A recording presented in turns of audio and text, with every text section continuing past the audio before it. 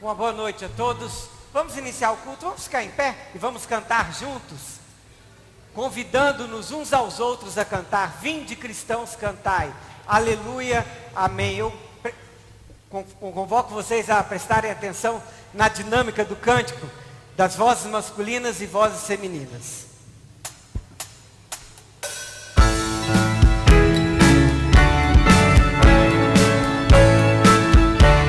Começa com os olhos, vamos lá? Vinde, cristãos, cantai. Aleluia, A Cristo vem louvar. aleluia, E todo o coração, com fé e gratidão, cantai com devoção. Aleluia, Agora as vozes femininas.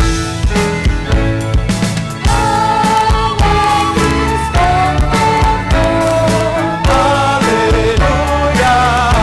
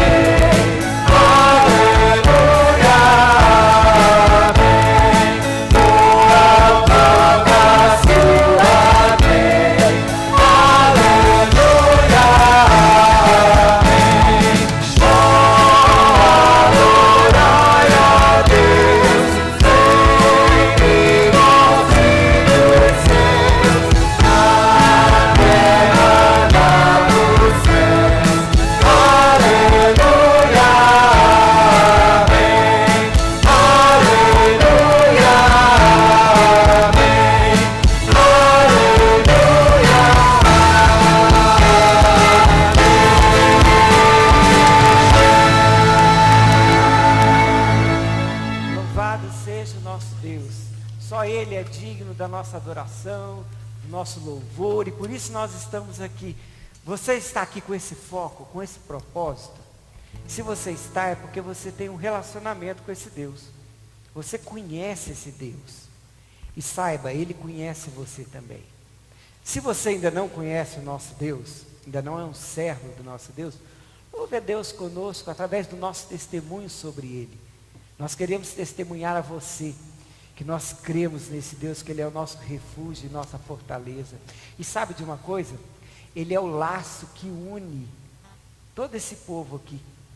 Nós pensamos diferentes uns dos outros. Nós temos ideias contrárias até sobre alguns assuntos. Mas nós nos amamos porque Jesus nos amou primeiro. E nós demonstramos isso, sabe como? Nos abraçando e dizendo um para o outro essa noite: tenha um bom culto, Deus te abençoe. Vamos fazer isso? Cumprimentar os nossos irmãos. Você que nos visita, sinta-se na casa do Senhor, no meio dos servos do Senhor Deus. Nós estamos aqui porque adoramos esse Deus. Nós vivemos para Ele.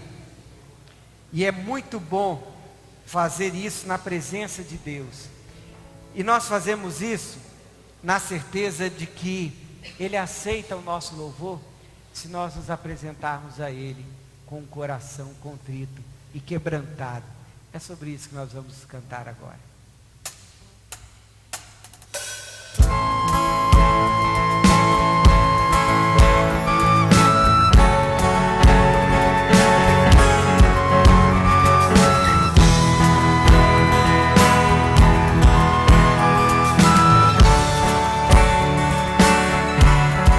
eu olho para a cruz,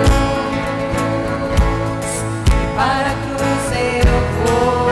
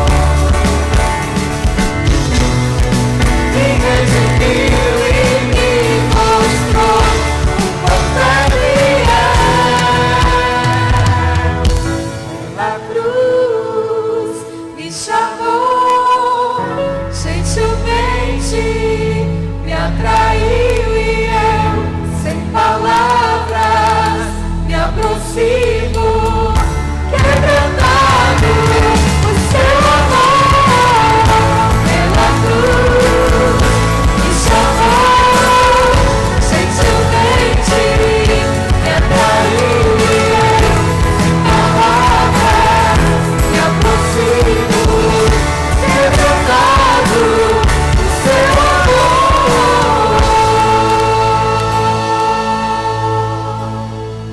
Glórias a Deus. O Senhor, o nosso Deus, o meu Deus, o seu Deus, dará um coração fiel a vocês, a nós e os seus descendentes, para que o amem de todo o coração e de toda a alma vivam. Ame o Senhor, o seu Deus, de todo o seu coração, de toda a sua alma e de todas as suas forças.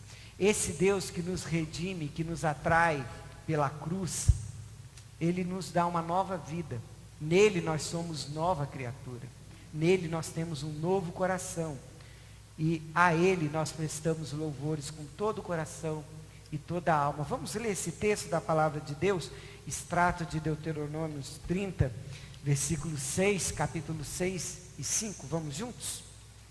O Senhor, o seu Deus, dará um coração fiel a vocês e os seus descendentes, para que o amem de todo o coração e de toda a alma e vivam. Ame o Senhor, o seu Deus, de todo o seu coração, de toda a sua alma e de todas as suas forças. Isso só é possível porque nele nós temos um novo coração.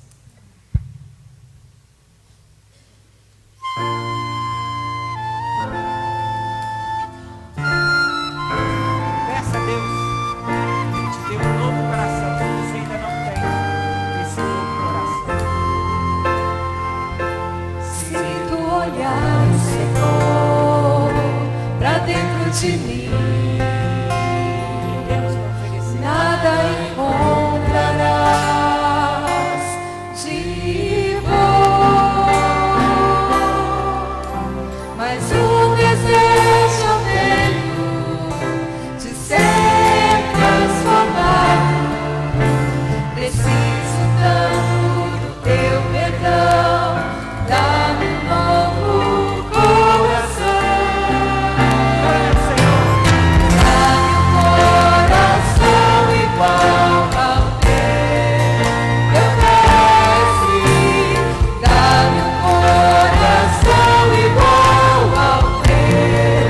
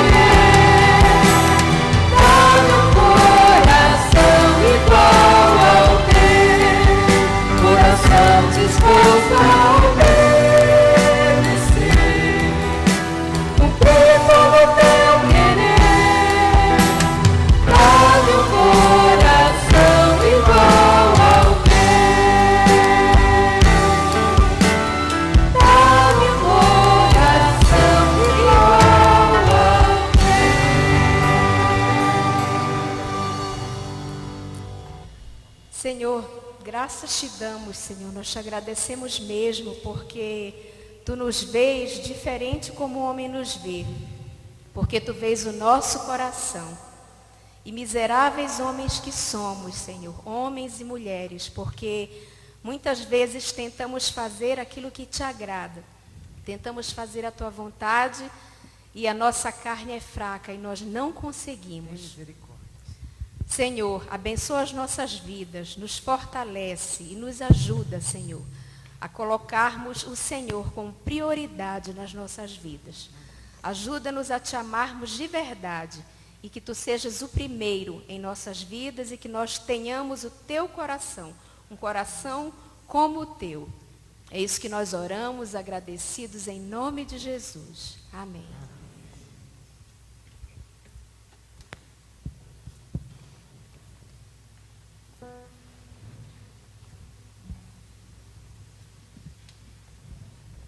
Graça e paz, queridos. Vou louvar o Senhor com uma canção que exalta o nome do Senhor. Que você possa fazer dessa canção uma oração.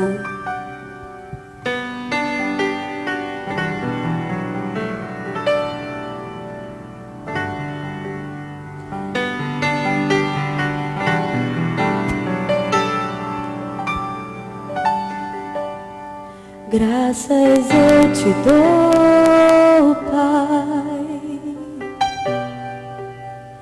pelo preço que pagou, sacrifício de amor que me comprou, ungido do Senhor. Pelos cravos em tuas mãos, graças eu te dou, ó meu Senhor, lavou minha mente e coração, me deu perdão, restaurou minha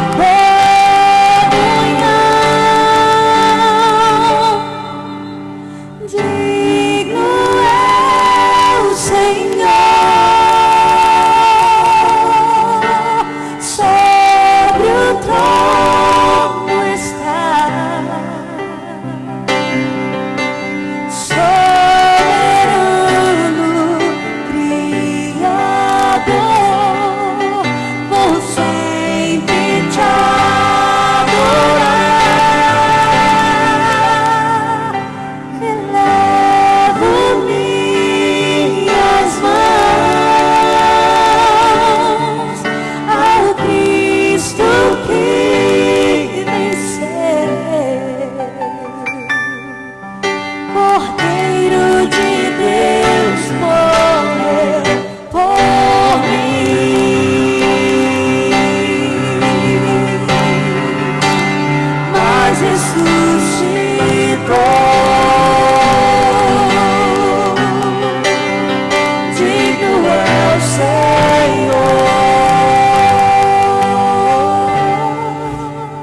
Graças eu te dou, Pai,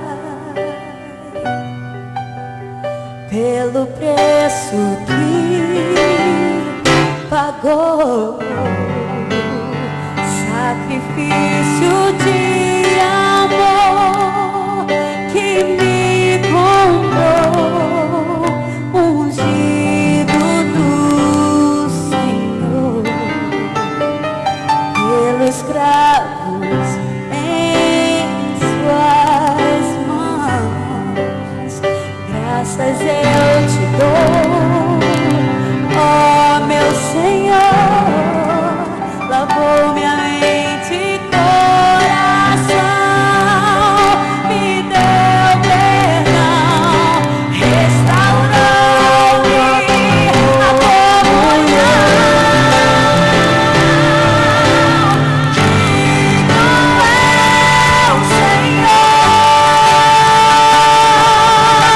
Sobre o trono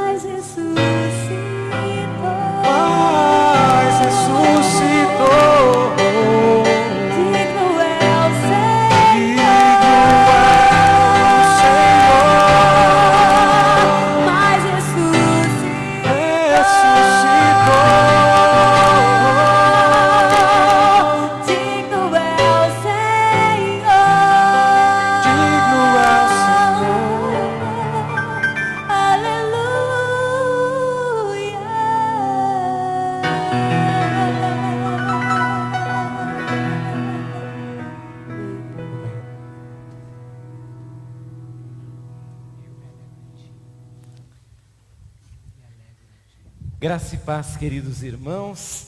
Espero que a tarde tenha sido bem abençoada. Que bom que você está aqui.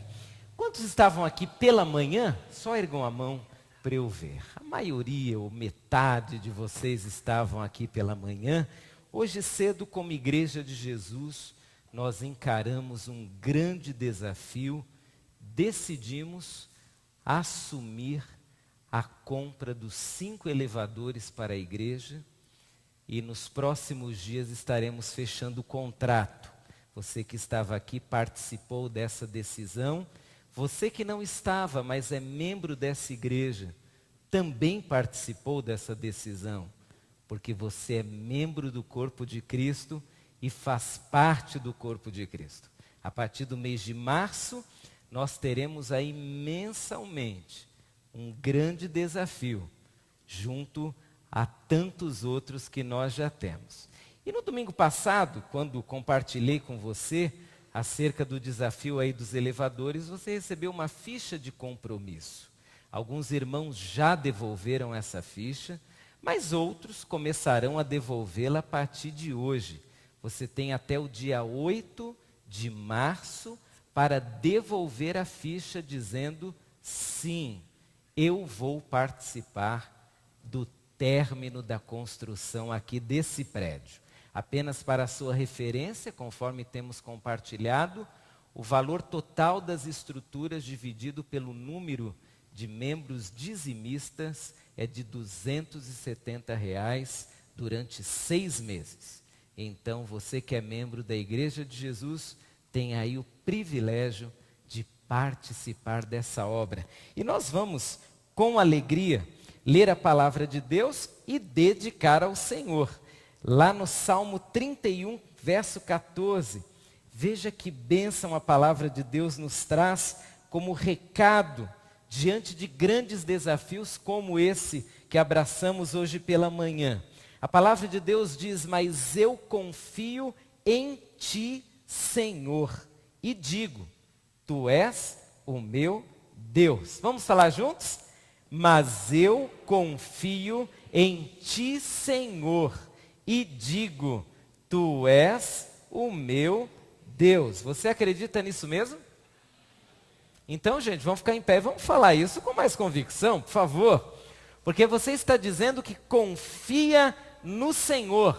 E quando você confia em algo ou em alguém, você se sente motivado, envolvido, desafiado. Então vamos falar juntos mais uma vez? Mas eu confio em ti, Senhor, e digo, tu és o meu Deus. Vamos louvar e vamos dedicar a Deus nossos dízimos e ofertas.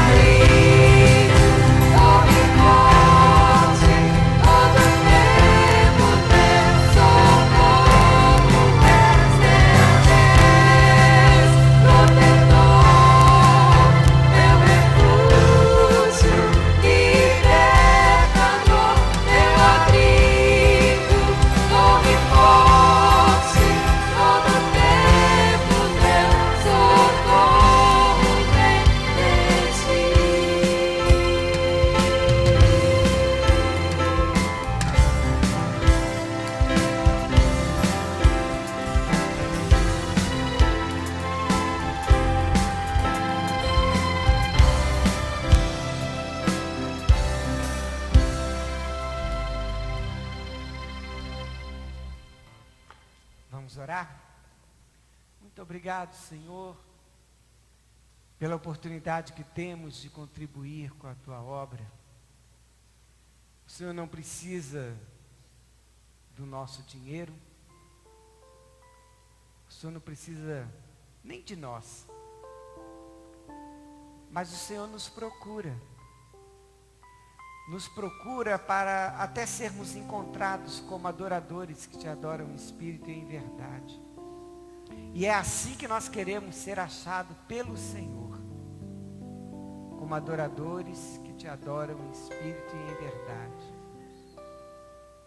Consagramos a Ti não só os nossos dízimos e ofertas, os nossos bens, o nosso esforço, as horas dos nossos dias, enfim, consagramos a Ti a nossa vida por inteiro, para que o Senhor se agrade dela, para que o Senhor nos use para a expansão do Teu reino, para que muitos venham a ter a alegria que nós temos em Ti, para que todos possam conhecer a Ti e que possam fazer a escolha de andarem com o Senhor.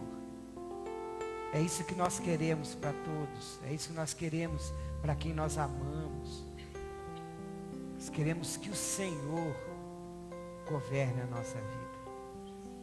Então nós consagramos a Ti esses dízimos e ofertas colocados aqui, consagrados aqui por cada um. Abençoa-nos e dá-nos discernimento do uso desse dinheiro, que seja sempre para a glorificação do Teu nome. Esse é o esforço desta igreja. É assim que nós queremos fazer, da melhor forma e da maneira que Te agrade. Assim consagramos-nos a Ti. Em nome de Jesus nós oramos. Amém. Quero sentar-se.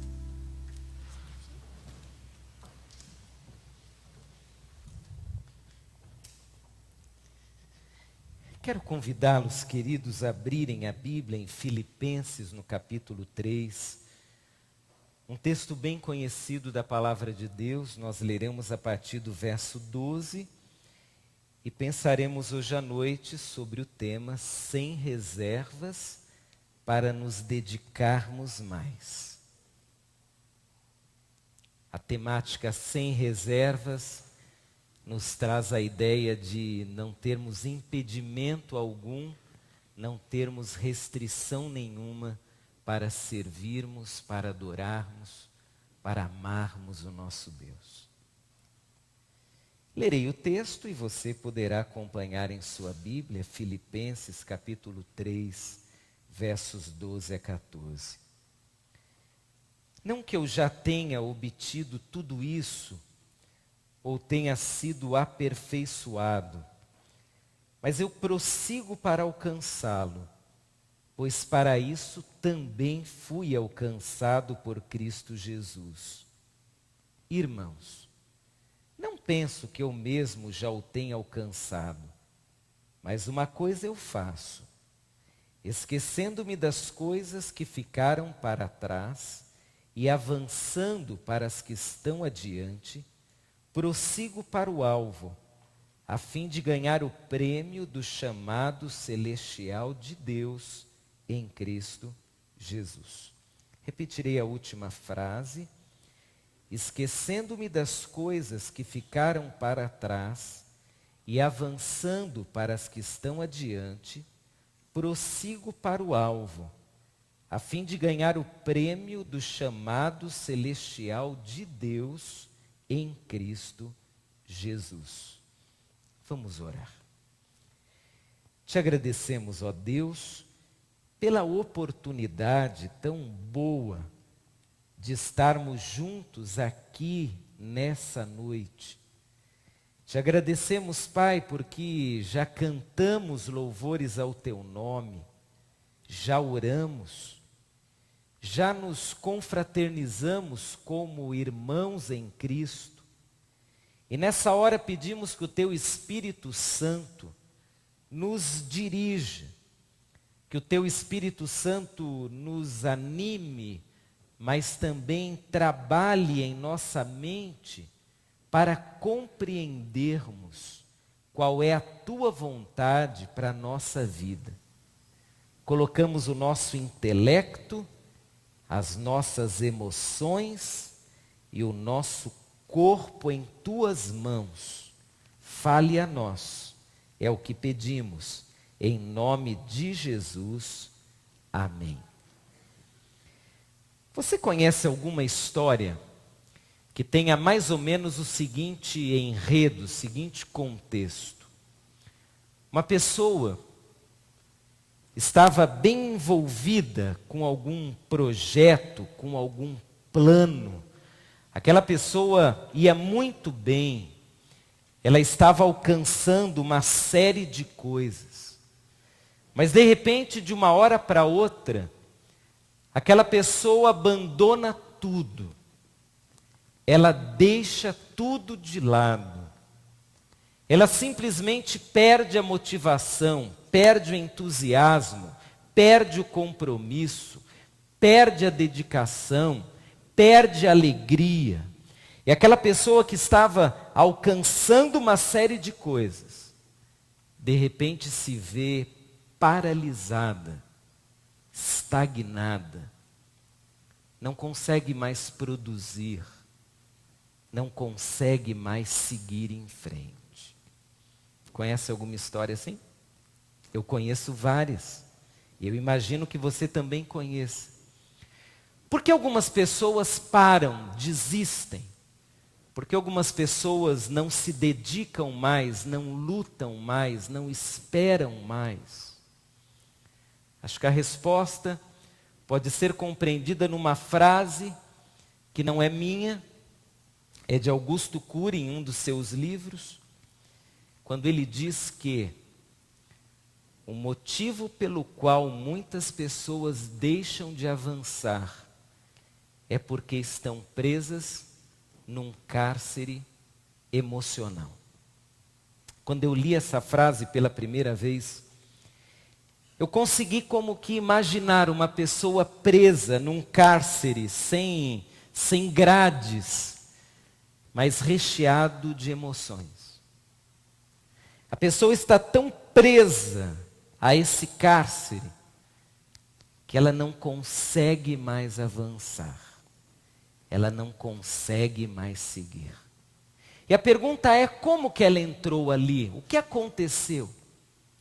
Porque alguém de uma hora para outra fica como que prisioneiro de si mesmo. Não consegue vencer alguns traumas, algumas crises, algumas decepções. O que acontece quando alguém desiste de viver e não se dedica mais a nada e nem a ninguém, porque ficou preso em um cárcere? Por que pessoas entram no cárcere? Eu fiz uma listinha e vou compartilhá-la e depois vamos tentar entender esse cárcere à luz da palavra de Deus. Algumas pessoas entraram num cárcere emocional por causa de decepções. A decepção é terrível. A decepção, seja profissional, seja familiar, seja até uma decepção que a pessoa que provocou nem sabia que tal decepção aconteceria. A decepção é capaz realmente de nos paralisar, porque ela é uma força que destrói alguns sonhos. A decepção é poderosa. E alguns entraram nesse cárcere por causa de decepções. Outros entraram no cárcere porque não alcançaram alguns objetivos, e isso os frustrou muito. Imagine alguém que vem lutando, e chega uma hora essa pessoa se cansa tanto que ela se torna prisioneira do seu próprio cansaço. Ela não aguenta mais. Ela já lutou tanto. E de repente aquela pessoa perde o sentido de lutar, porque na sua cabeça não vale mais a pena lutar. Conhece alguém que chegou a esse ponto? Não dá mais, não vale a pena, eu desisto. Eu dei o meu máximo, eu me dediquei tudo que eu podia, mas não teve jeito, não vale mais a pena. Um terceiro motivo ainda, porque algumas pessoas entram nesse cárcere, é porque em alguns momentos da vida estão fragilizadas, e parece que quando estamos fragilizados, uma pequena coisa pode se transformar em um verdadeiro monstro. Uma palavra pequena, um olhar, um pequeno detalhe da vida se torna num verdadeiro fantasma que leva a pessoa para dentro daquele cárcere e ela não consegue sair. Ela começa a lutar no início, mas daqui a pouco ela se entrega totalmente, porque está fragilizada.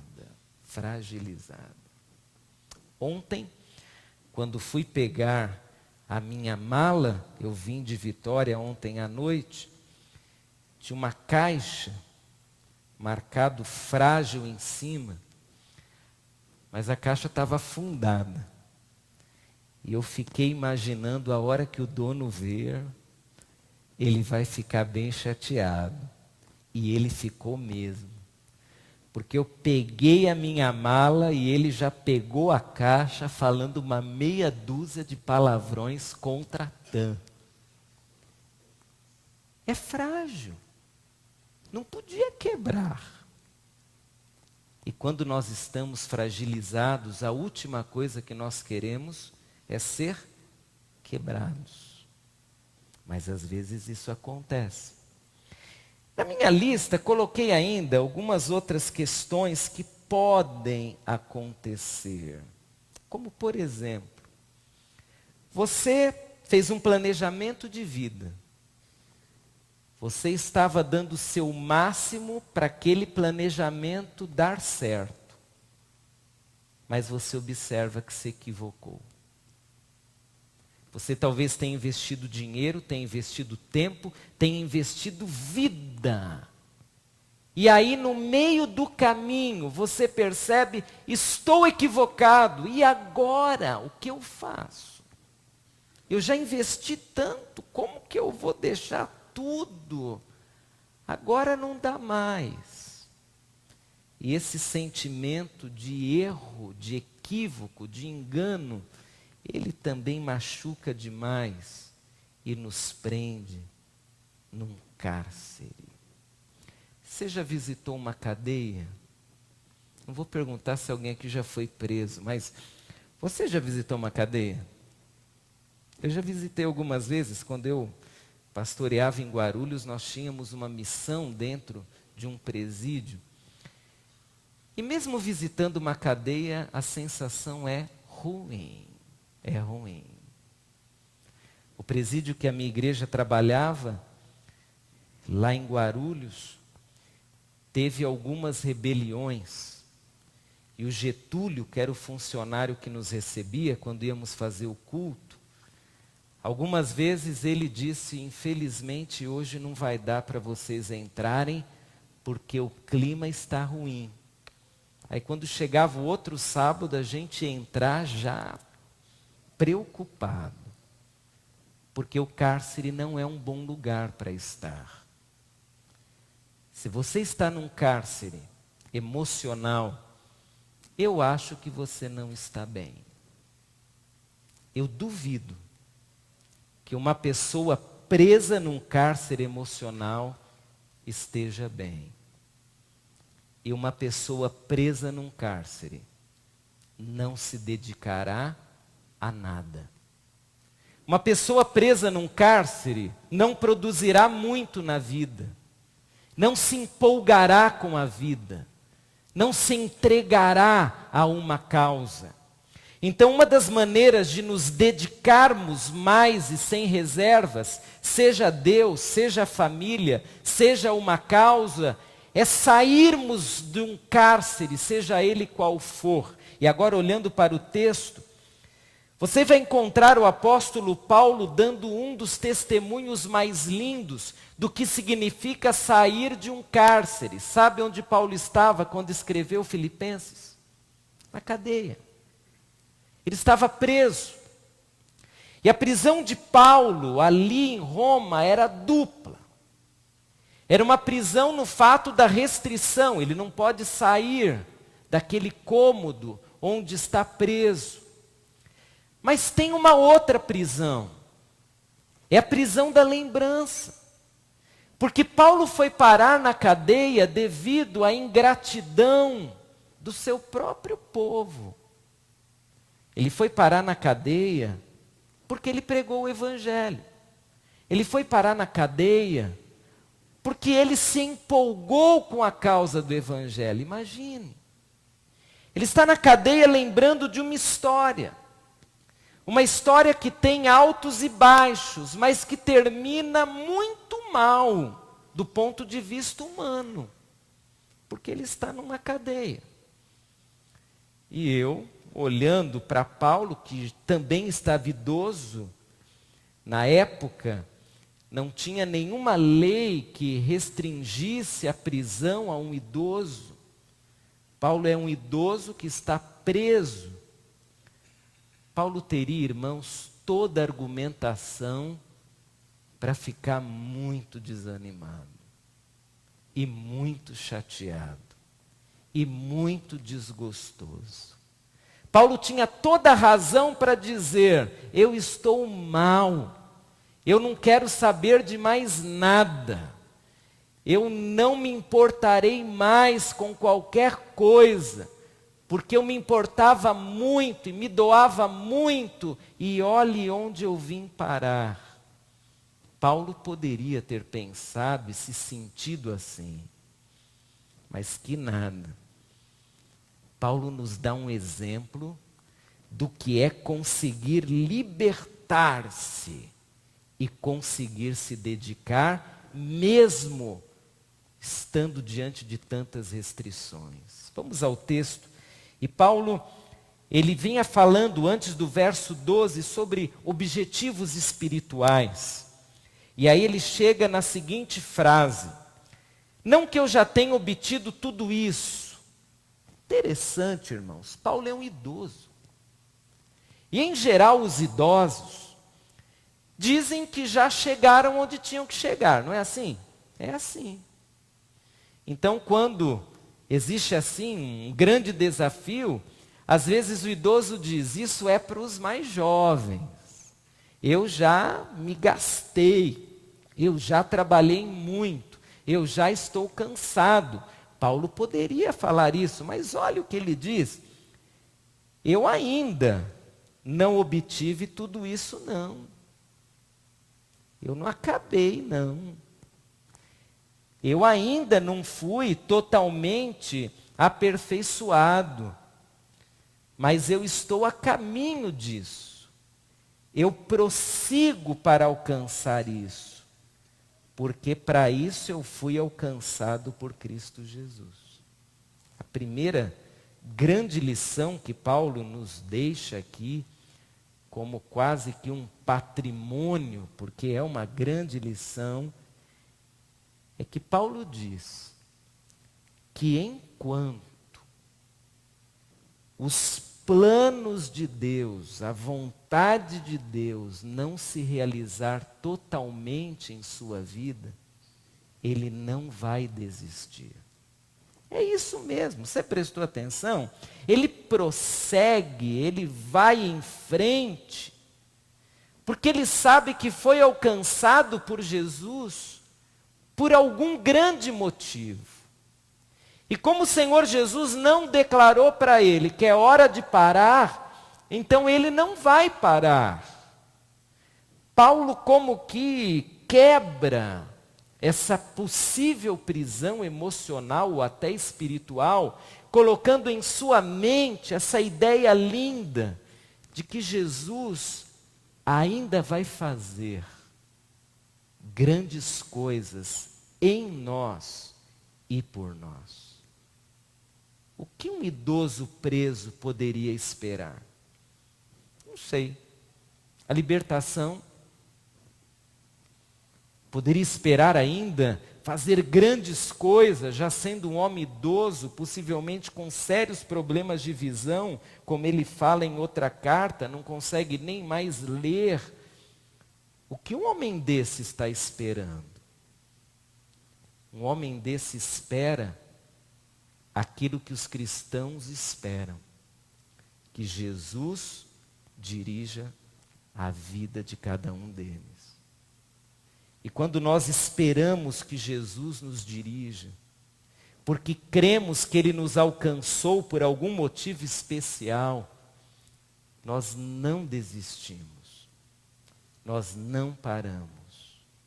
Ainda que o cárcere, a lembrança, a frustração, a tristeza seja grande, nós continuamos sob o argumento de que Jesus nos alcançou por algum motivo e nós queremos descobrir que motivo é esse. O texto continua e agora Paulo vai dar uma palavra bem direta à igreja. Irmãos, ele diz. É interessante que toda vez que Paulo faz uma pausa e usa essa terminologia, irmãos, Paulo está chamando o seu leitor como que a uma tensão especial. Olha, eu estou falando isso daqui, porém o que eu vou falar agora é muito importante. Irmãos, olhem para cá. É mais ou menos essa a ideia. Irmãos, não penso que eu mesmo já o tenha alcançado. É um reforço, aquilo que ele acabou de falar. Mas é um reforço que vale a pena destacar. Porque veja, Paulo está dizendo, um idoso na prisão, ele está dizendo, eu não penso, eu não coloquei na minha mente qualquer estrutura de pensamento que me leve à constatação de que eu já fiz tudo e não preciso fazer coisa alguma daqui para frente. Paulo está dizendo que ele não permitiu que a sua mente trabalhasse contra a graça e o poder de Deus. Ele não permitiu. Ele não permitiu que a sua mente o mantivesse dentro daquela prisão, a mente sugerindo, fique aí porque você já fez o que tinha de fazer. Fique aí porque você não vai conseguir mais. Fique aí porque não vale a pena. Irmãos, a maior prisão que uma pessoa precisa vencer é a prisão da sua própria mente. São as suas próprias ideias. É uma estrutura de pensamento que o faz muitas vezes parar na vida. E como justificação para parar, a pessoa diz, eu já alcancei, eu já fiz, eu já dei o meu máximo, eu já me esforcei muito, eu já lutei demais, porém, ou não vale a pena lutar, porque já lutei, ou então eu já fiz tudo e não tenho mais qualquer dívida e posso dormir o meu sono tranquilo. Ou quem sabe aquela ideia que vem nos permeando de vez em quando, a ideia que diz, eu não tenho tanta importância nesse contexto de reino de Deus, então eu posso ficar quietinho e outros farão o que eu me julgo incompetente de fazer. Paulo vai sair da prisão primeiramente quebrando algumas ideias. Eu não sei quais são as suas ideias sobre o futuro. Eu não sei quais são as suas ideias sobre o trabalho na obra de Deus, sobre a família, sobre um relacionamento. O que eu sei é que há algumas ideias que precisam ser quebradas. Existem pensamentos que não vêm de Deus, porque não combinam com um Deus que nos chamou para fazermos algo excelente, quer como igreja, quer como família, quer como cidadão nesse mundo. Talvez, querido, você tenha nos últimos tempos elaborado uma argumentação bem lógica. Quem sabe você vem numa sucessão de pensamentos, e esses pensamentos te levam até essa prisão, onde você não consegue mais sair, e você diz, já deu, parei, comigo não conte mais. Paulo quebrou essa linha de pensamento. E olha que Paulo tinha muitas argumentações. Idoso, cansado, quando Paulo olhava pelo seu corpo, por certo ele via marcas, porque ele foi açoitado várias vezes. E o açoite na época de Paulo é mais ou menos o que você vê no filme mesmo. Tanto romano como judeu, eles gostavam de transformar uma sessão de açoites num espetáculo. Os romanos açoitavam as pessoas em praça pública. Mas antes do açoite, vinha um mensageiro carregando uma bandeira, uma flâmula, na verdade, bem grande, anunciando que daqui a pouco haveria um show. E o show era colocar um bandido amarrado e açoitá-lo.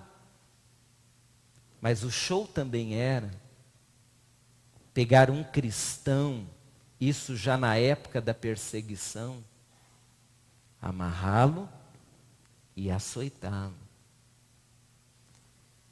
Nós, por vezes, olhando, não para o corpo, mas olhando para a nossa história, nós enxergamos marcas. E algumas são muito doloridas. Nós olhamos para o nosso corpo e lembrando de situações, lembrando de uma palavra que alguém deu, lembrando de um erro grosseiro do outro, lembrando da ingratidão de um terceiro, nós começamos a elaborar uma linha de pensamento. E essa linha de pensamento nos sugere que não vale a pena, porque afinal de contas todos nós já fomos de alguma forma açoitados pela vida, açoitados pela palavra de alguém, açoitados pelo comportamento de uma pessoa. Se você quer sair de uma prisão, quebre essa linha de pensamento e faça como Paulo. Eu fui alcançado por Cristo Jesus para algo grande, e esse algo grande ainda não foi alcançado. Então eu vou seguir, eu vou em frente, eu vou trabalhar mais, eu vou me dedicar de novo. O texto continua e estamos agora na próxima fase. Mas uma coisa eu faço. Ele primeiro chamou os irmãos. Irmãos, olhem para mim, olha o que eu vou falar. E agora, se nós fizéssemos uma leitura literal desse verso, na verdade, a frase mais uma coisa faço ao pé da letra significa: eu agora lhes mostrarei o que eu mesmo tenho feito. A ideia é essa. Eu vou contar para vocês a minha experiência pessoal. Eu vou contar para vocês o que eu particularmente tenho feito. É Paulo dizendo. Aí ele começa a compartilhar. Eu tenho feito, diz Paulo, eu tenho me esquecido das coisas que ficaram para trás. Vamos fazer uma pausa. Nesse cárcere emocional, existem muitas lembranças do passado. E pouca perspectiva de futuro. Irmãos, toda pessoa que transita demais no passado, ela acaba se aprisionando. Você conhece alguma pessoa cujo discurso sempre começa evocando o passado, chamando o passado? Talvez você pense, mas e quando o passado é glorioso? E quando o passado é bom? E quando o passado é bonito? Não é bom resgatar o passado? Uma coisa é lembrar das vitórias do passado. Outra coisa é viver no passado. E se eu vivo no passado, ainda que um passado vitorioso, eu não avanço. Porque eu acabo me contentando com o passado. Eu acabo festejando o que já aconteceu há 10, 20, 30, 50 anos. Eu não tenho mais entusiasmo para lutar, para seguir. Eu não tenho mais grandes objetivos, porque afinal de contas a minha vida se resume à vitória que já aconteceu. Mas pior é quando o passado é lembrado na sua dor e naquilo que não deu certo. Você se lembra de algum evento passado que de algum modo te remeta à dor, à tristeza, a mágoas? Você se lembra? Claro. Porque nós somos seres humanos. Talvez o seu cachorrinho seja melhor do que você para enfrentar o passado, sabia? Você bate no cachorrinho agora, em 3 minutos ele está feliz. É incrível. Eles têm um poder de superação fora do comum. Mas uma pessoa te fere e passam 10 anos e você continua chateado. Mas o pior é quando, mais do que chateado, você fica paralisado e não consegue mais seguir, e não consegue mais avançar. E o cárcere vai ficando como aquele cárcere citado algumas vezes na China, em que a pessoa é jogada num buraco e ela morre, não só por estar confinada, mas ela morre porque não tem mais claridade, ela fica no escuro. Você já imaginou ficar num buraco um dia, 2, 10, 1 ano no escuro? Isso mata. Isso acaba com uma pessoa. Mas muita gente está assim. Está ali num cárcere escuro. Não consegue enxergar qualquer perspectiva. Seja a vitória ou seja a dor, o passado nos mantém na prisão. E você imagine uma pessoa que lembra do passado e ao mesmo tempo ela está argumentando, ela está elaborando ideias. Então ela pega a dor ou pega a vitória do passado e porque é inteligente ela começa a refletir sobre aquilo e ela chega à seguinte conclusão: eu tive essa grande vitória, eu dei o meu máximo, eu marquei a história de alguma forma, seja na minha família, seja na minha igreja, eu racionalmente sei que fiz tudo o que tinha de fazer. Agora eu vou ficar quietinho aqui. Ou eu lembro do passado, lembro de pessoas que foram cruéis, lembro de uma carreira que não deu certo, lembro de um patrão que me passou para trás, lembro de um sócio que me roubou, lembro de um problema familiar grave, lembro de uma pessoa que fez tal coisa contra mim. Reflito e chego à seguinte conclusão: ninguém daqui para frente merecerá minha confiança. Ninguém daqui para frente receberá qualquer esforço da minha parte. Daqui para frente eu serei frio, eu não vou ligar para mais ninguém. Percebeu como o cárcere funciona? A emoção, a lembrança, a razão. Mas Paulo diz: Irmãos, eu faço uma coisa, esquecendo-me das coisas que ficaram para trás. Como Paulo conseguia? Porque a gente não esquece. É incrível. A gente esquece o que comeu na hora do almoço. Mas esquecer o que fizeram com a gente no passado, quem esquece? Quem esquece de uma palavra dita de modo maldoso? Ninguém. Quem esquece de um problema familiar que gerou uma crise? Quem esquece? Como Paulo diz que se esquece? Será que ele está doente? Não. Paulo se esquece da única forma possível de alguém esquecer alguma coisa. Paulo se esquece através de um movimento de fé. Esse esquecimento de Paulo não é um esquecimento que acontece na mente. É um esquecimento que acontece na alma. É um esquecimento do tipo: o passado gerou uma série de boas ou más lembranças, mas o passado foi superado em nome de Jesus. O passado é passado, ele ficou para trás. O passado não se repete, a não ser que eu queira que ele se repita.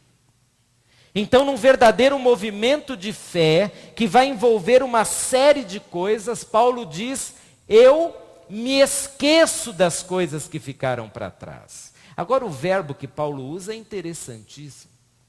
Porque não é um esquecimento do tipo: ai, tinha um compromisso, mas esqueci. Não é esse. É um esquecimento proposital. É um esforço em fé para olhar para o passado e, em nome de Jesus, dizer: isso aconteceu, mas não vai acontecer mais. Não vai acontecer do mesmo jeito, porque é impossível. É passado. Isso que me prendeu não pode ser maior do que a minha possibilidade de crer. O que é maior? A sua fé ou o seu trauma? A sua fé ou a sua decepção? A sua fé ou a ingratidão de uma outra pessoa? Tem um livro muito interessante de um autor inglês, é chamado A Teologia da Barata. The Bugs Theology. Ou a Teologia do Inseto. Mas ele fala da barata mesmo. Ele começa dizendo que a barata é um animal temido por todos os povos. Eu fiquei tão feliz quando eu li isso. Eu pensei que era só brasileiro que tinha medo de barata, mas ele fez uma pesquisa e descobriu que todos os povos têm medo de barata. Como pode?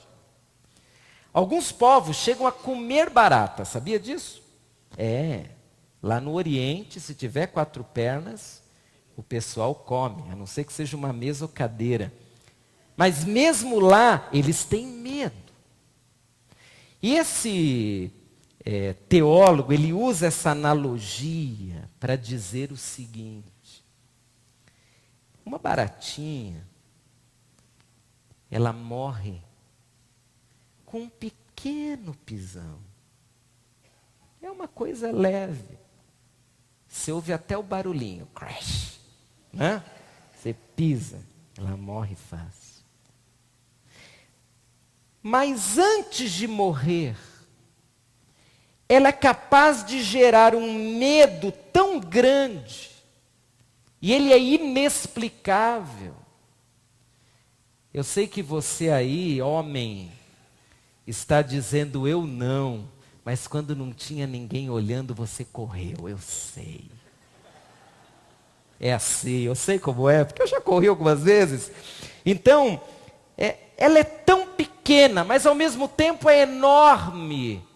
Porque de alguma forma ela representa uma série de coisas. Representa assim um bicho asqueroso. E existe uma cultura que foi construída em cima de um bichinho. Então a criança, ela aprende a ter medo da barata por nossa causa.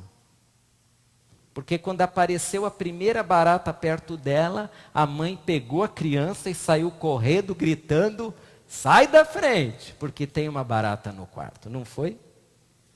Aí ela aprendeu. E pegando essa figura, o autor vai dizer o seguinte, que tal qual um inseto pequeno, que é capaz de gerar um pânico, porque há pessoas que têm verdadeiro pânico por causa de um bichinho, elas saem correndo, tropeçam, quebra a perna, braço, quebra a televisão, porque empurra, enfim, é uma coisa pequena, mas nós construímos sobre algo pequeno um verdadeiro patrimônio. Pode ser um patrimônio de medo, pode ser um patrimônio de dor, pode ser um patrimônio de qualquer outro sentimento. Às vezes não são insetos pequenos. Às vezes são coisas maiores mesmo. Mas a pergunta é, isso que aconteceu é maior do que a sua fé? É por isso que você diz não conseguir superar? É por isso que você paralisou a sua vida? Porque esse fato é maior do que a fé que você tem no seu Deus? É isso? Porque esquecer-se é um movimento de fé. É você ir contra um fato, uma pessoa, um evento, e em nome de Jesus declarar: isso é passado. Eu não ficarei preso por causa disso. Por causa dessa pessoa. Por causa desse fato. O texto continua. E Paulo diz que é um movimento duplo. Esquecer-se pela fé, mas avançar para o que está adiante. Percebeu? Só se esquecer não é o bastante. Porque o evento que já passou, ele deixou marcas como essas que Paulo tinha. Foi açoitado, foi preso, falaram mal dele. Quando Paulo se converteu, Paulo chegou nas igrejas, e se não fora o amor de alguns servos de Deus, que o próprio Deus levantou, Paulo possivelmente não teria nem ficado na igreja. Porque quando ele chegou vindo de uma experiência de perseguição, ele era um perseguidor de crentes. Quando Paulo chegou na igreja, eu imagino que alguns irmãos o viram entrar por aquela porta e saíram por essa. Tinham medo de Paulo. E se as pessoas naquela época eram como são hoje, os que não tinham medo resolveram falar umas boas para Paulo. Falar: Paulo, você aprontou com a gente, hein? A minha avó foi presa por sua culpa. Você destruiu minha família quando foi lá e meteu meu pai na prisão. Você não deixava a gente em paz, toda hora você estava importunando a gente, querendo nos meter na prisão. Eu acho que Paulo ouviu muitas coisas. Mas a questão é que mesmo com essas marcas, diz a palavra de Deus, que Paulo vai avançar. Avançar para as coisas que estão adiante. E aí tem duas ideias. A primeira ideia é que Paulo tinha noção plena de que a vida não acabou. Existem coisas à frente. Existe uma vida adiante. Ele não vai ficar preso aqui no passado, porque há dinamismo na vida. Há possibilidades. Muita coisa pode acontecer.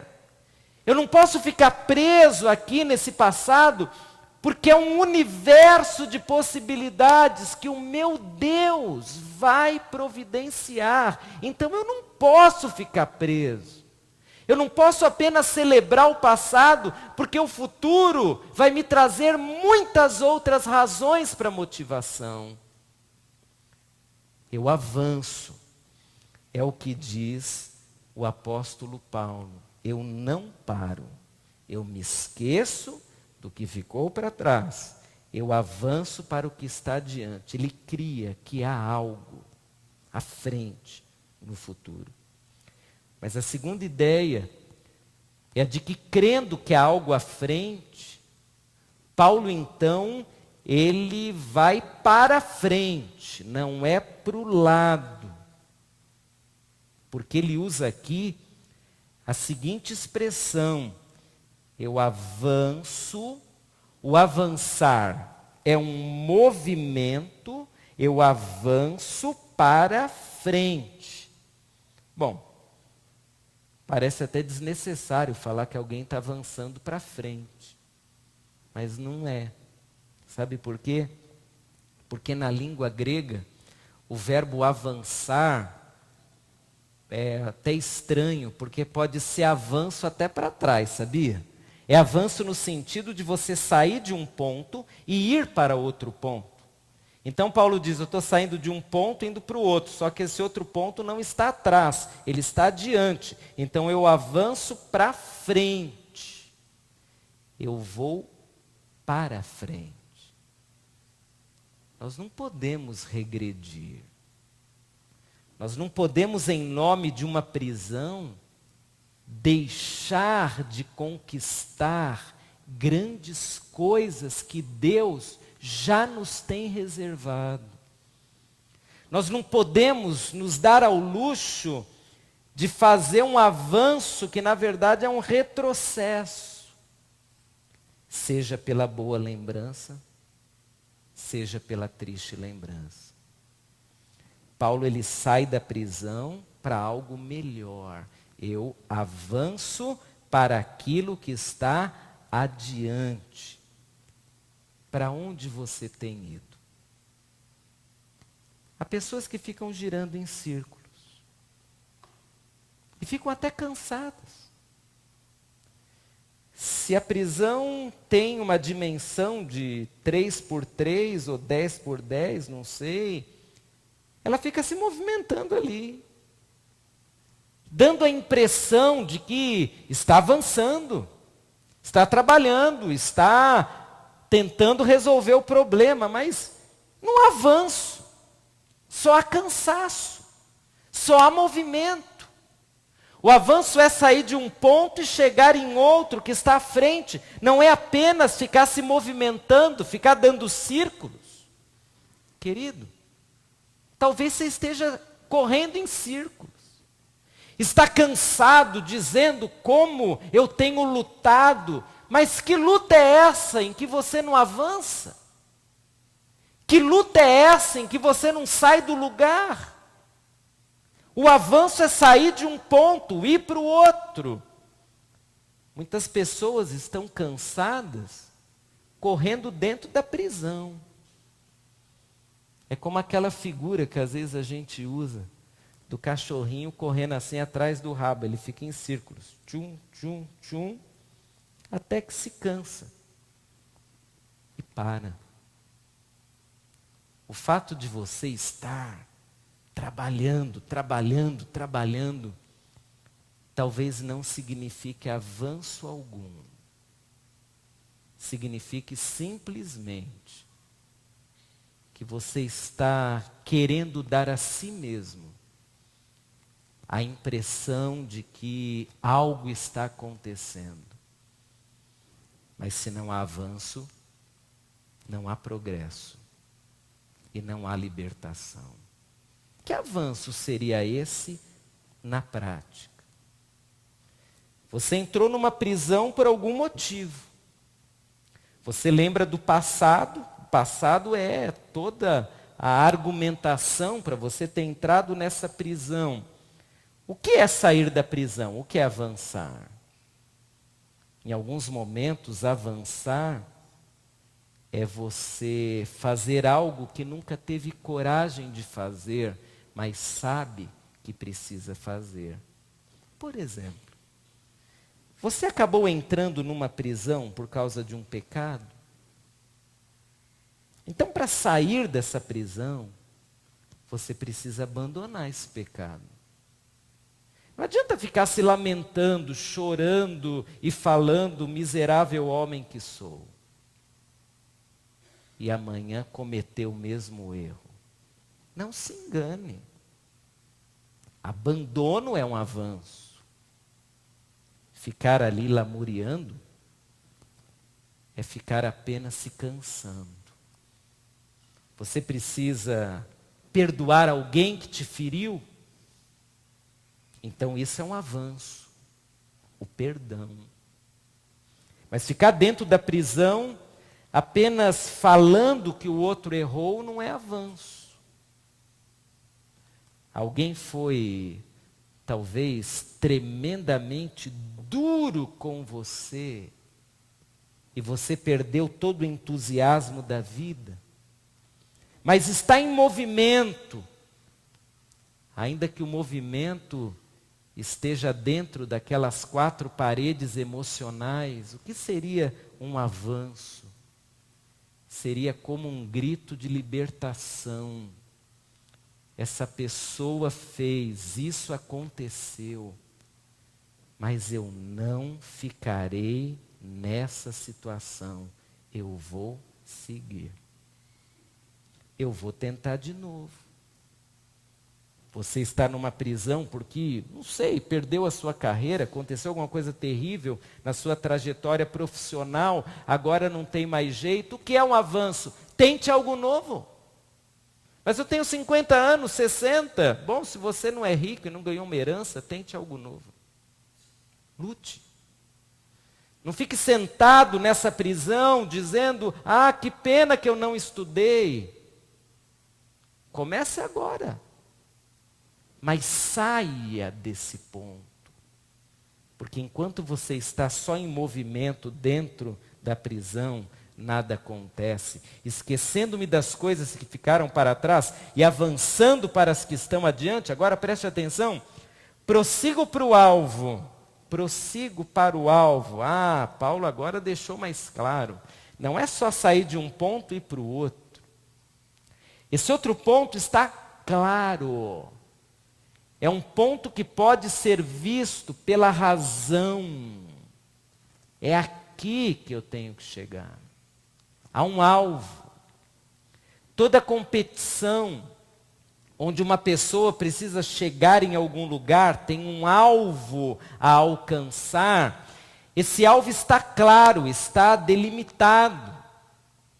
Ou então, imagine uma corrida de 10 quilômetros, você se inscreve e no dia da corrida você chega até mais cedo, porque ninguém te falou onde você tem que chegar, ninguém te falou o trajeto. Aí você pergunta para a pessoa lá que organizou a prova, ela diz, não, é só correr 10 quilômetros, qualquer lugar está bom. Ora, quem vai ganhar essa corrida? Não está claro. Ou então um campeonato daqueles de tiro ao alvo, flecha. Cadê o alvo? Não sei, está por aí. Não, mas eu quero saber onde eu tenho que acertar a flecha. Não precisa, qualquer lugar está bom, desde que não seja na minha testa. Qual é o seu alvo? Onde você tem que chegar? É esse o ponto. Como um homem, como um cristão, como uma mulher, como uma mãe, como uma esposa, como um marido, como um profissional, como um homem honesto, como uma pessoa que ama a obra, onde você tem que chegar? Bom, alguns dos nossos alvos, eles são claríssimos na palavra. Claríssimos. Você não precisa se esforçar muito. Não precisa de binóculo, não precisa de GPS. É fácil, está escancarado. Alguns outros, você precisa orar. Mas não é essa oração, faça mal, faça bem, em nome de Jesus, amém. É uma oração de alguém que se dobra diante de uma decisão. Mas mesmo essas, você encontrará argumentos e princípios bíblicos para não se enganar. Então a grande maioria dos nossos alvos, eles estão tão facilmente à nossa frente. A questão é que nós não queremos enxergá-los. Porque no momento em que você sabe onde tem que chegar e não chega, aí você percebe o tamanho da sua derrota. Agora, se você quer chegar, porque quer romper com essa prisão, então tenha coragem de começar um processo. Porque é isso que o texto dirá. O texto diz, eu prossigo para o alvo. Prosseguir traz qual ideia? A ideia da caminhada, não é assim? Prossigo. Estou indo. Comecei, ainda não cheguei, mas eu estou indo. Eu estou prosseguindo. Eu iniciei, eu dei início a um processo, eu estou prosseguindo, eu estou indo adiante. Querido, dê o primeiro passo. Se você não está conseguindo dar um salto, dê um passo. Dê o segundo passo. Dê o terceiro. Mas tenha claro onde você precisa chegar. Não fique só andando em círculos. Porque você vai se cansar e não vai chegar em lugar nenhum. Eu prossigo para o alvo, a fim de ganhar o prêmio do chamado celestial. E me permitam imaginar aqui que o prêmio começa quando eu, em nome de Jesus, quebro essa prisão. Quando eu, em nome de Jesus, consigo novamente respirar a esperança. Quando, em nome de Jesus, eu olho para frente e digo, apesar de tudo que aconteceu, pela fé no meu Jesus, eu vou seguir, eu vou chegar, eu vou avançar. Permita a si mesmo que o Espírito Santo de Deus a cada dia te anime e te diga, vai em frente. Mais um passo hoje. Mas está tão difícil dar o primeiro passo. Então o texto sugere, vamos fazer o seguinte. Você vai dar um passo, mas vai visualizar um prêmio. E quem não gosta de prêmio, hein? Todo mundo. Todo mundo gosta, eu gosto. Presente. Mas o presente é diferente de um prêmio. Porque o presente chega sem você esperar. Às vezes você nem espera, só no aniversário que você espera, né? E se não chega no aniversário é chato para chuchu. Puxa. Mas tirando o aniversário, imagine que agora vai acabar o culto e de repente pela fé você vai receber isso agora, hein? Vai acabar o culto e alguém vai te dar um presente, não é seu aniversário, seu time não ganhou nada. A pessoa vai te dar um presente. Lembrei de você. Inesperado, que alegria, que bacana. O que você faz para merecer um presente? Em alguns momentos você não faz nada. É a bondade. Agora o prêmio não. O prêmio é o resultado de um esforço. O prêmio é resultado de um alvo que foi alcançado. Tem gente que quer ganhar prêmio sem trabalhar, sem se esforçar, sem dar o primeiro passo, sem lutar mais, sem escancarar essas grades emocionais, dizendo, Senhor, apesar do passado, eu vou seguir. Eu não vou ficar aqui dentro mais. Eu não vou ficar dando círculos. Eu vou seguir porque eu creio que vai valer a pena. há um prêmio. Um prêmio que, segundo alguns estudiosos, quando Paulo diz o prêmio do chamado celestial de Deus em Cristo Jesus, para alguns isso daqui é céu, é chamado celestial, céu. Então essas pessoas saem dizendo por aí, o nosso prêmio é no céu. Eu discordo. Porque o prêmio celestial começa quando a vida cristã começa. Quando as bênçãos celestiais vão sendo derramadas sobre mim, enquanto um homem ou uma mulher que habitam neste mundo.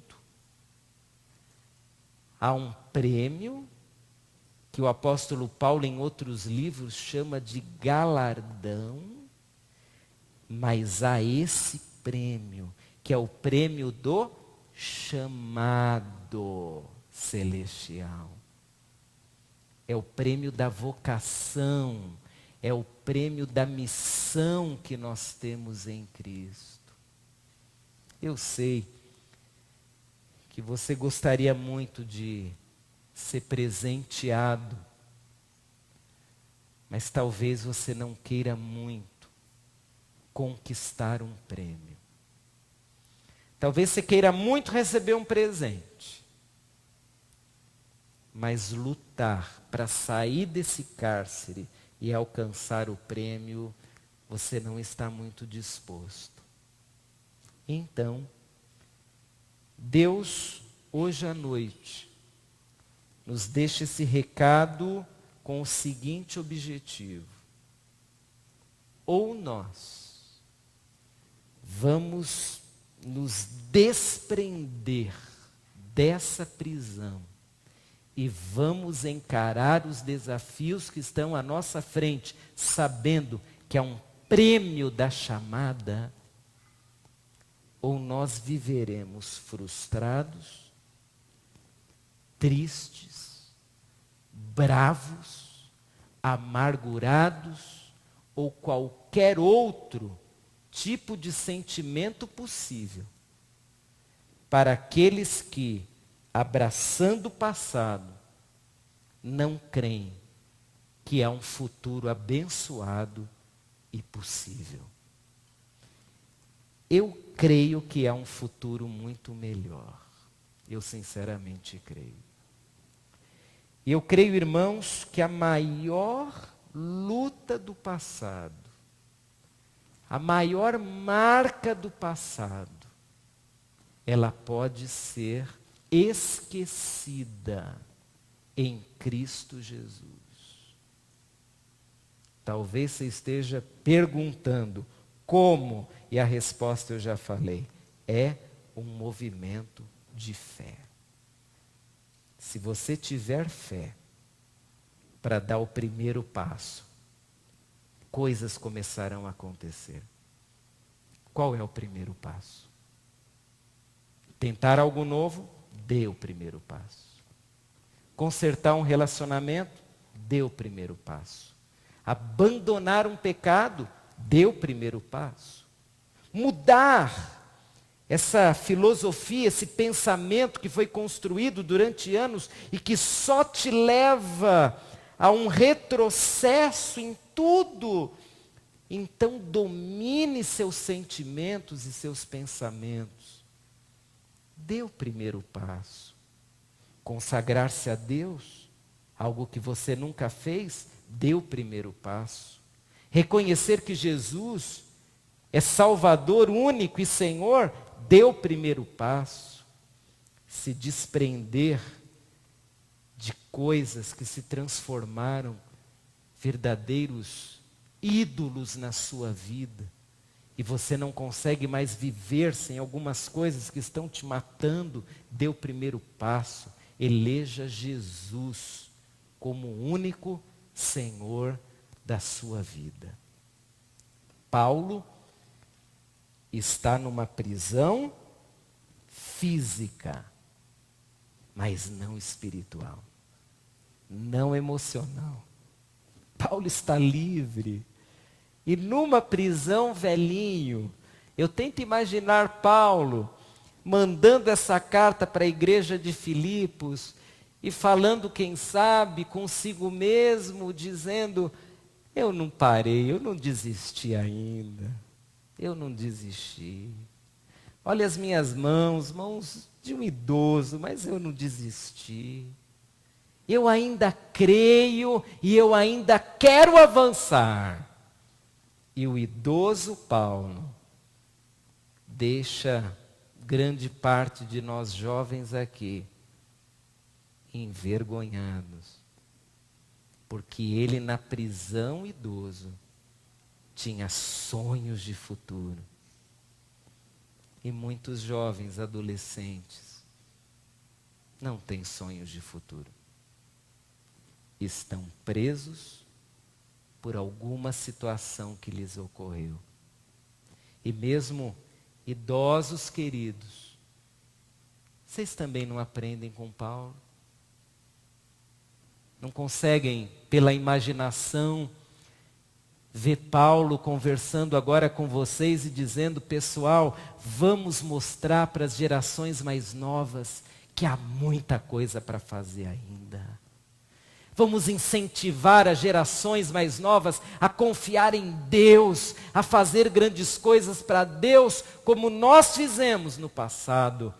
Mas vamos olhar para frente e vamos levar esses jovens, esses adolescentes, essas crianças a um patamar de fé, confiando que há muita coisa por vir. Jovens, adolescentes, idosos, enfim, todos nós tomamos agora o exemplo desse servo de Deus e somos desafiados a seguir e a quebrar qualquer cadeia que esteja nos prendendo. Que tal pensar um pouco sobre cadeias e libertação? Quem sabe você em oração agora pode trazer à sua mente o estado no qual você se encontra. Mas seja bem honesto. Talvez você agora, fechando seus olhos, orando, você se descubra um verdadeiro prisioneiro, ou de um pecado, ou do erro de alguém, ou de uma decepção, ou de uma vitória grande, mas que já fica décadas lá atrás. Você está preso emocionalmente a alguma coisa? Você é refém de uma história que não deu certo, de uma pessoa que te feriu, de uma decepção da vida, de uma frustração? Você é refém? Se você é, eu te desafio a ter um movimento de fé em Cristo. E a dizer: Senhor Jesus, eu confio em Ti, me ajude a romper essa cadeia. Me ajude hoje a olhar para frente. Eu quero ser uma pessoa com alvos espirituais na minha vida. Eu quero sair do ponto onde estou e eu quero avançar. Eu quero avançar, eu quero seguir, eu quero fazer jus a um prêmio. Um prêmio que tem a ver com o chamado que tu me fizeste em amor. Vamos orar. Ore você, eu orarei aqui. E enquanto oramos, eu creio firmemente que o Espírito Santo de Deus está trabalhando em você. E talvez essa seja uma oração bem dura. A oração de reconhecimento de que você entrou numa prisão. Mas eu peço agora que Deus te dê coragem para romper essa prisão. Coragem para confiar em Jesus totalmente. E coragem para dizer: Senhor Jesus, me ajude a me desprender de tudo aquilo que me impede de ser um homem de fé, uma mulher abençoada, um homem consagrado, uma mulher que é exemplo, um homem que ensina sobre a fé. Enfim, pense agora. e coloque sua vida nas mãos de Jesus. Talvez você tenha entrado aqui hoje sem confiar em Jesus. Mas eu te chamo nessa hora a um desafio. Passe hoje a confiar em Jesus.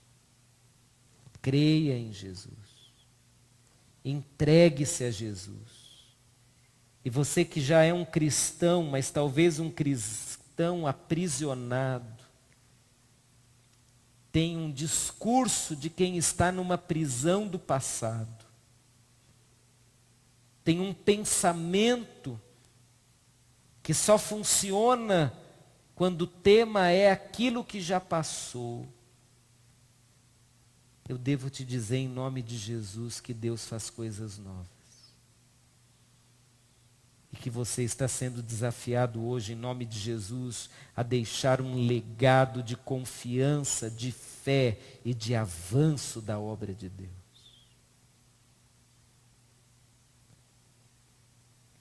Vamos orar, queridos. E se alguém hoje à noite quer entregar sua vida a Jesus ou está dando um passo de fé em Cristo, vai se levantar no lugar onde está e vai acompanhar essa oração em pé. Seja corajoso e faça isso se é o seu desejo sincero.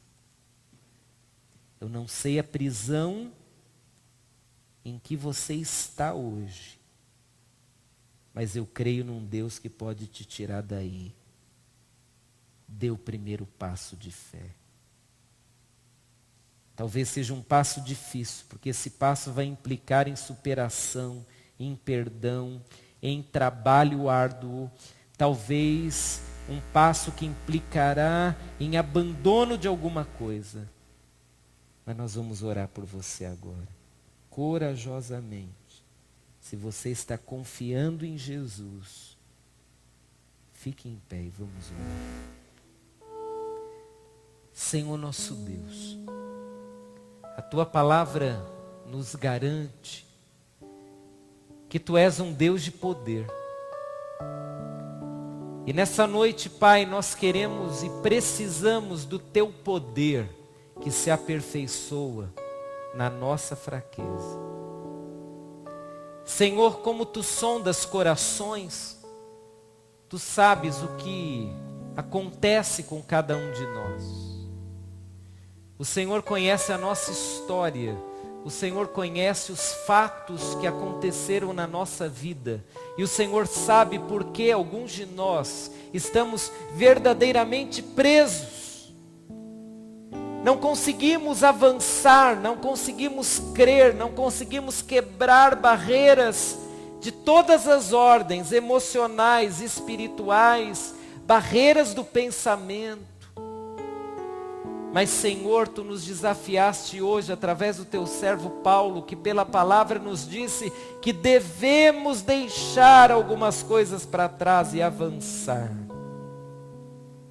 Eu peço por esses queridos que ao se levantarem, estão dizendo publicamente que querem avançar, que querem romper com essa prisão terrível.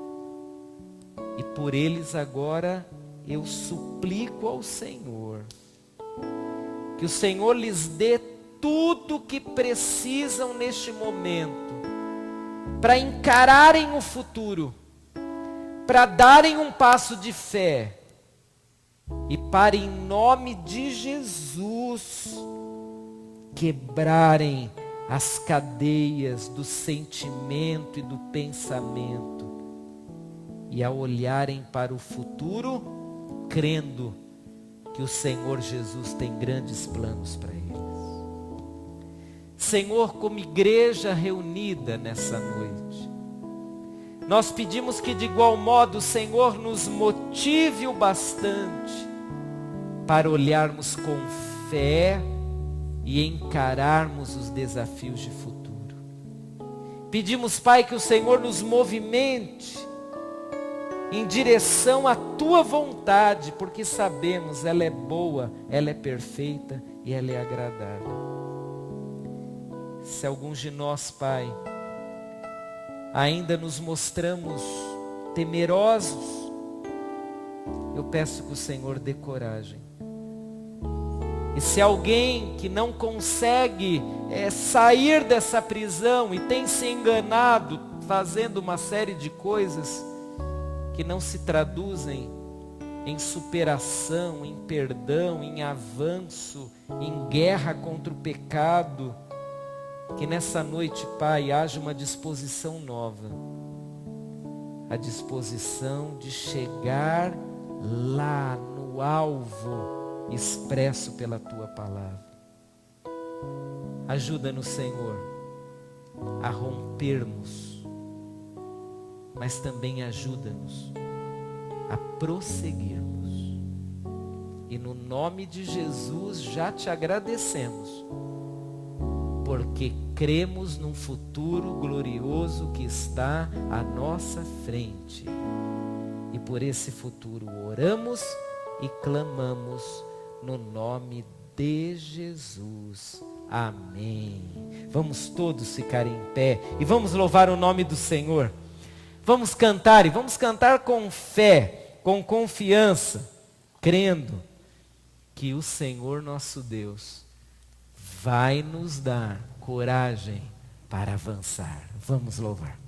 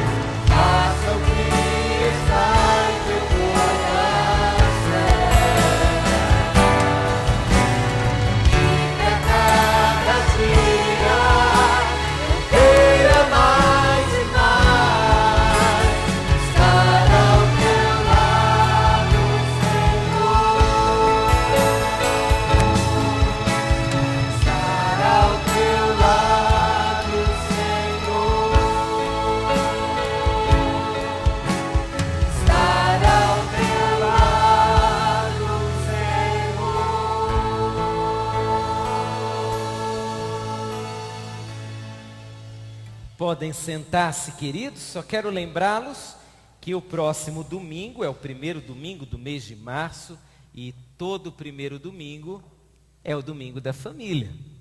vai coincidir com o feriado do carnaval. Mas nós, às 9 horas da manhã, teremos classe única, estudaremos sobre o tema adultério, que é também um tema bem relacionado à família. Às 10h15, vamos celebrar juntos, às 18 horas. Então você é nosso convidado para estar aqui no próximo domingo. Se você for viajar, que você vá em paz, descanse e não esqueça, você é um servo de Deus, é luz num mundo que no próximo final de semana festejará as trevas espirituais. Então não caia nessa, seja luz onde você estiver. E se for aqui, melhor ainda, que a gente se encontra no domingo. Antes de ir embora, dê um abraço a quem está ao seu lado. Desejo uma semana de paz e bênçãos. Dá uma passadinha lá na cantina, lanche com a gente e que Deus te leve em paz e segurança. Deus te abençoe. Um bom início de semana a todos.